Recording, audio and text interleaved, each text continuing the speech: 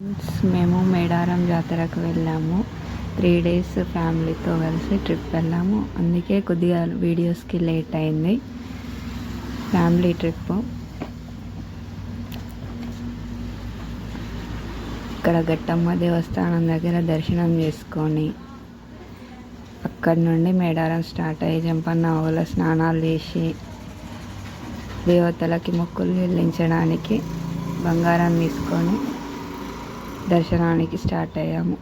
4-5 kilometers నడిచాక దేవస్థానానికి 1 hourలో దర్శనం అయిపోయింది. సమ్మక్క తల్లి, రార్లమ్మ తల్లి మొక్కులు చెల్లించాము. దర్శనం సంతోషంగా జరిగింది. రిటర్న్ అయ్యాము.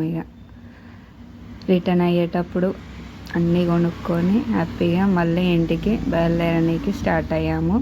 వెళ్ళే ముందు రోజు వనప్రవేశానికి సారలమ్మని తీసుకెళ్తుండగా అక్కడ దగ్గర నుండి దేవతను దర్శించడం జరిగింది.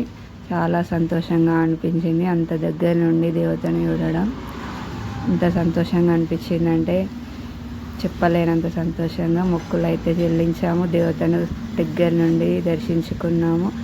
ఫస్ట్ టైం చాలా హ్యాపీగా ఫీల్ అయ్యాం. మేడారం ఇంతటితో మేడారం ట్రిప్ అయిపోయింది. ఇక మేము తెల్లవారుజామునే నిద్రలే ఇంటికి బయలుదేరిపోయాం. Bye friends.